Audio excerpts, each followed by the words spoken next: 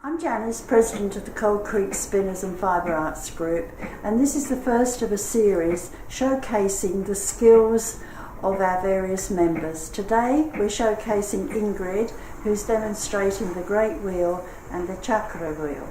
So I hope you enjoy.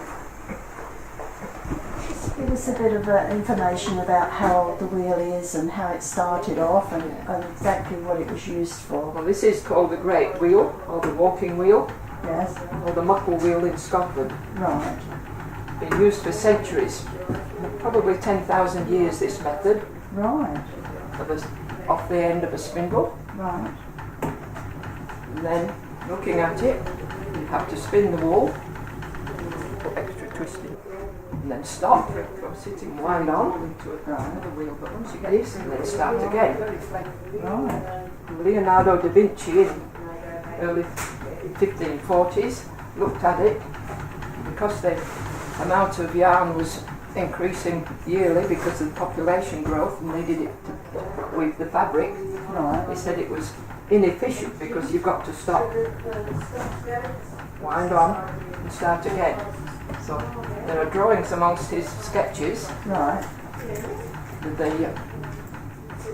Got the prototype of the Saxony wheel, and once that came in, these sort of went out the window because they weren't as efficient as the other one. Because so you say that they were used in different countries, in different places countries around the world, especially China, especially India. Right. It's off the point and still used there. Right. A lot of them make bicycle wheels and do anything just to put twist into yarn, which is all it's for, just to do that. But prior to these other wheels being used, the spinners would have to spin all day long. Right. The lowest paid of the textile workers, and fill probably about 8 or 9 of these bobbins a day.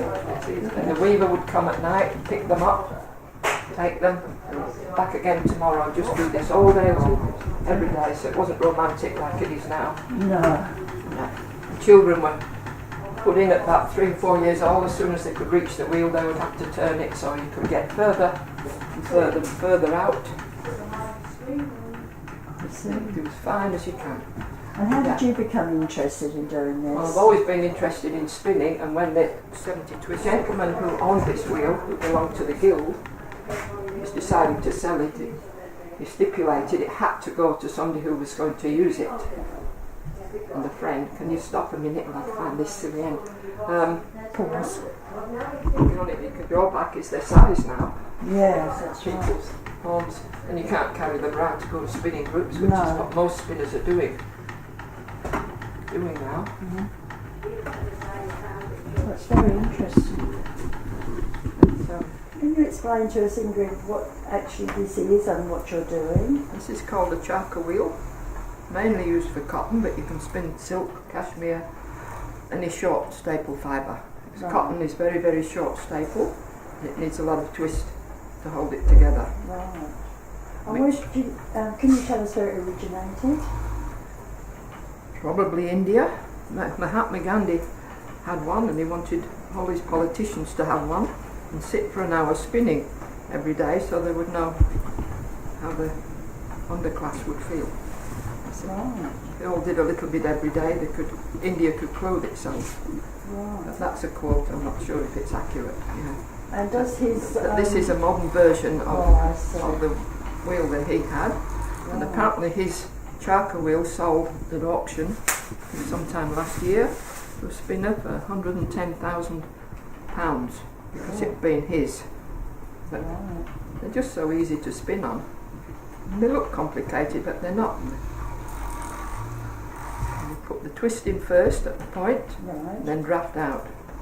Because it's a short fibre, you need all that twist.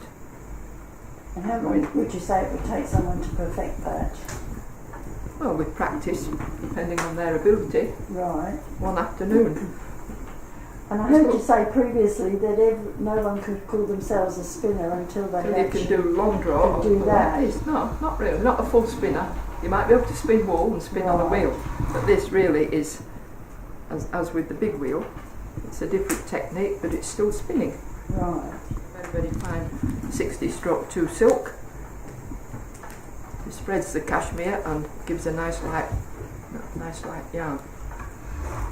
And what would you use that for? Well, you could weave it. You could even knit a very, weaving, or a very light, something really delicate. Yeah, delicate. Yeah.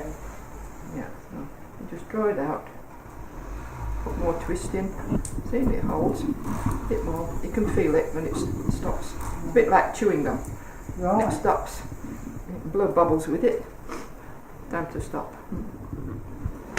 And of course, as you said, the fibre is very, very short. Very short, yeah. And you need this type of spinning.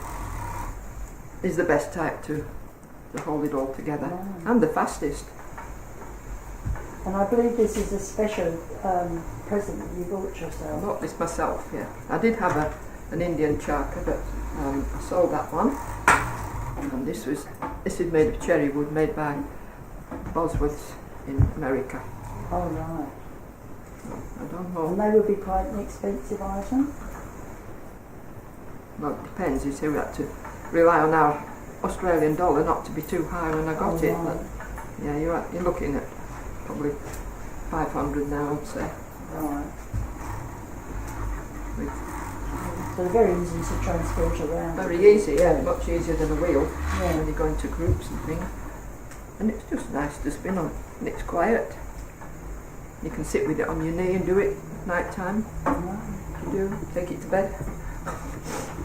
It'll be interesting to see how many people, after watching you, will be inspired to have a go. Yeah, I know the guild have been showing this type at some of their meetings on spinning, but it really is easy. Look.